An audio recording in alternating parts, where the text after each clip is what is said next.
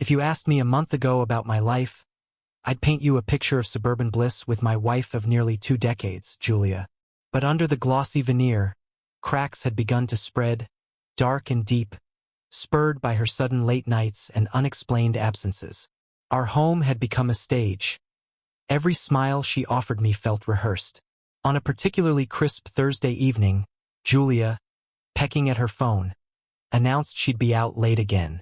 The clatter of her heels echoed off the marble as she rushed out, leaving behind a scent of jasmine and secrecy. Alone in the stillness of our living room, the shadows seemed to whisper, urging me to unravel the truth. Driven by a mix of dread and determination, I grabbed my keys and followed her from a safe distance. The streets bled into each other under the glow of the streetlights as I trailed her car through the maze of the city until she parked outside a familiar house, the home of my best friend, Mike. Nestled in his driveway, her car sat innocently under the amber street lights. My grip tightened on the steering wheel, knuckles white as I watched her disappear behind his door. The betrayal was no longer a shadow. It was as glaring as the street lights streaming through my windshield. Fueled by a bitter resolve, I didn't confront them, not yet. Instead, I turned my car around and drove home, the blueprint of revenge already sketching itself in my mind. They thought their secret safe, shielded by the night, but I was now the specter that haunted them. Over the next few days, I wove my web with meticulous care. I documented every clandestine meeting, gathered every scrap of evidence with the precision of a detective. My phone filled with photos and videos, timestamps aligning perfectly with the lies Julia told about working late or girls' nights out. The climax of my plan took place at the annual gala hosted by my company, where the city's elite gathered under the guise of charity but often for the sport of gossip. Julia, resplendent in a gown that shimmered under the chandeliers, clung to my arm, unaware of the storm I was about to unleash. As the evening waned, I tapped my glass, calling for silence. The room settled, 100 pairs of eyes turning toward me. Julia squeezed my hand, smiling up at me with practiced affection. "Ladies and gentlemen," I began, my voice steady and commanding, "tonight, while we gather here, there are truths among us that beg to be shared." I paused, feeling the weight of the room's anticipation, pulling out my phone. I connected it to the projector. "Let's unveil some realities, shall we?" The first image flashed on the screen. Julia and Mike, unmistakably close, captured in a clandestine embrace. The gasps were audible, the shock palpable. Julia's face drained of color as she stared at the undeniable proof of her infidelity displayed for all to see. Beside her, business associates, friends, and socialites witnessed the scandal unfold. "I hope you enjoy the show," I whispered to her as I stepped away, leaving her amidst the chaos I had orchestrated. My revenge was not loud or violent. It was cold, calculated, and utterly public. As I exited the venue, the cool night air felt like a balm. The chapter of my life that included Julia and Mike had ended on that stage, and though the road ahead was uncertain, I walked it alone, unburdened and resolute. The game of shadows was over, and I had emerged into the light. The morning after the gala, the sun breaks over the horizon with indifference. I sit at the kitchen table, the echo of last night's revelation mingling with the chirp of the morning birds, a stark contrast to the turmoil inside. The phone lies next to my coffee mug, buzzing relentlessly with calls and messages, but I ignore them. Among the noise, a knock at the door jolts me from my thoughts. Reluctantly, I rise and open it, finding my sister Leah on the doorstep. Her expression is a mix of concern and fury. "Evan, what have you done?" Leah brushes past me into the house, her presence filling the space with anxious energy. I close the door and face her. "I did what was necessary, Leah." She turns to me, her hands on her hips. "By humiliating Julia in front of the whole city, was that necessary?" Sitting down, I motioned for her to join me. "She betrayed me, Leah, and with Mike of all people. It wasn't just a moment of weakness. It's been going on for months." Leah's face softens as she sits across from me. "I'm not saying she didn't deserve to face consequences, Evan, but you've stirred up a storm. There's talk all over town, and it's not just about Julia. You're in the spotlight now too. I nod, acknowledging the fact. Yes, I know, but it's not over yet. This was just the beginning. My resolve hardens as I think about my next moves. Leah's eyes narrow, curious. What do you mean? Before I can reply, another knock interrupts us. Cautiously, I open the door to find an unexpected figure. Angela, Mike's wife. Her usually composed features are marred by distress, her eyes red-rimmed. Evan, can we talk? Angela's voice is shaky but determined. I usher her in, exchanging a glance with Leah, who looks as surprised as I feel. Angela takes a seat, wringing her hands. I saw everything last night. The pictures, the texts. Her voice breaks, but she composes herself with a deep breath. I don't know what to do. Leah, ever the peacemaker, reaches out to touch Angela's arm. We'll figure this out together, she says, her tone soothing. Angela nods gratefully and then turns to me. What are you planning, Evan? Revenge?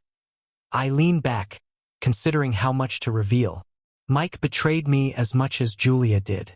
This isn't just about revenge. It's about justice too. And what about Julia? What if she retaliates? Leah asks, voicing a concern I hadn't fully considered. Angela interjects. We should be cautious, but I'm with you, Evan. Mike needs to be held accountable. I look between the two women, allies formed from the ashes of betrayal. Then we need to be strategic. Mike is not going to sit quietly, and neither will Julia. We need to be 2 steps ahead of them. Leah nods, her mind already turning. We start by securing our assets and reputations. Angela adds, I have contacts who can help, and I'll gather more evidence. There's more to be uncovered. I'm sure of it. As they discuss logistics, I feel a sense of grim satisfaction mixed with unease. The path forward is fraught with risk, but with Leah and Angela by my side, the burden feels lighter. Together, we begin to craft a plan. Not just for revenge, but for rebuilding the lives that Julia and Mike shattered. The fight is far from over, and the alliance forged today will either lead us to redemption or deeper into the vortex of scandal. The next week unfurls with the meticulous precision of a chess game. Leah, Angela, and I spend hours holed up in my study, poring over documents and digital trails. Angela proves an unexpected asset. Her calm efficiency cuts through the chaos of financial statements and secret communications she's unearthed from Mike's home office. One afternoon, as a storm brews outside, casting dark shadows across the room, Angela slaps a stack of bank statements on the desk. Look at this. She points to a series of large, unexplained transactions. Mike's been funneling money into an offshore account for months. Leah leans over the papers, her brow furrowed. That's not just betrayal. It's fraud. We can use this. I nod, feeling the weight of the evidence in our hands. We need to be careful how we play this card. If we go public too soon, they'll have time to cover their tracks. The room grows silent, save for the tap of rain against the window, as we consider our next move. Suddenly, my phone buzzes with an incoming call. The screen flashes Julia's name, and my pulse quickens. I put the call on speaker. Evan, Julia's voice is icy, controlled. We need to talk. Leah and Angela exchange a glance, signaling me to proceed. I'm listening, I say, my tone neutral. There's no need for us to destroy each other, Julia suggests, a hint of desperation underlying her composure. Why don't you just stop this crusade? You've made your point. Julia, I respond, playing along. You'll need to convince me why I should. Julia sighs. The sound crackles over the speaker. Meet me at the old cafe on 5th tomorrow at noon. Alone. I agree, though we all know I won't be going without a plan. The next day, under a bleak gray sky, I arrive at the cafe, a discreet earpiece connecting me to Leah and Angela, who are parked nearby, listening to every word. Julia is already there, seated at a corner table, her posture tense. As I sit, she wastes no time. Evan, let's end this madness. We both stand to lose everything. I'll sign whatever you want. divorce papers, settlements. Just stop digging into Mike and me. Her plea betrays her fear. Julia, I remain impassive. It's not just about what I stand to lose anymore. It's about what's right. You and Mike did more than just cheat. Julia's eyes flicker with fear, her hands clutching her coffee cup tightly. What are you talking about? I lean in, lowering my voice. Money laundering, Julia, and I'm not the only one who knows. The evidence is ready with the right people. This isn't just a domestic issue anymore. Her face pales, her facade cracking.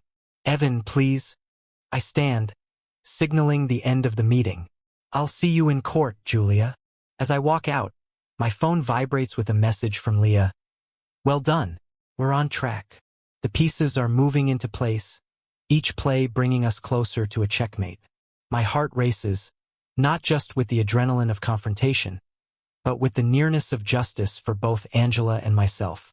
As I step out into the cold drizzle, I realize that the game is far from over, but today we've tightened the net around Julia and Mike, one strategic move at a time. The courthouse looms large against the overcast sky, its stone facade echoing the gravity of the day. Inside, the atmosphere crackles with tension as whispers flutter through the gallery. Today is the culmination of weeks of strategy and betrayal, a final confrontation in the legal arena. Leah, Angela, and I take our seats, a united front. Across the aisle, Julia and Mike sit together, their expressions strained under the weight of impending judgment. As the judge enters, a hush falls over the courtroom. Court is now in session. The bailiff announces, and the proceedings begin. The evidence unfolds like a dramatic play. The illicit transactions, the secret communications, all meticulously documented and presented by our attorney. Julia and Mike's defense falters under the weight of undeniable proof, their lawyers' arguments sounding increasingly desperate. During a recess, Leah leans over to me. We've got them, Evan. They can't wiggle out of this. I nod, though a nagging feeling tugs at my gut. It's not over until it's over, I reply, watching as Julia whispers something urgent to Mike. As the trial resumes, there's a sudden commotion at the back of the room. A man bursts through the doors, breathless. Wait, he shouts, holding up a manila envelope. There's more evidence. The judge frowns, demanding order, as the bailiff takes the envelope and delivers it to the bench. The courtroom murmurs with curiosity and confusion as the judge examines the contents, his expression unreadable. Given the contents of this envelope, I am calling for a brief adjournment. The judge declares, rising from his seat. The room erupts in whispers as he leaves, the envelope's contents still a mystery to those of us in the gallery. Julia turns to look at me, her eyes wide with fear and something else. Guilt. But it's not just her look that unsettles me. It's the man who delivered the envelope.